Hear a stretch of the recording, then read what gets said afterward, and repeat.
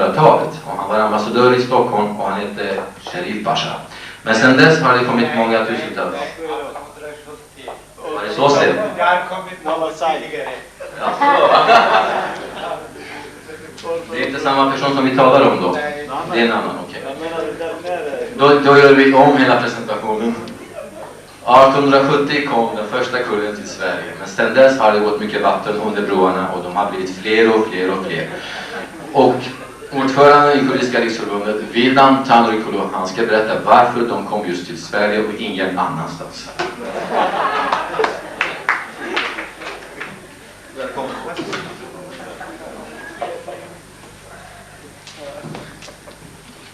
Ja, Kurdo sa att varför just till Sverige och inte någon annanstans. Men vad jag vet, vi är bara en bråkdel här i Sverige jämfört med de andra europeiska länder, eller de länder vi finns i alla fall.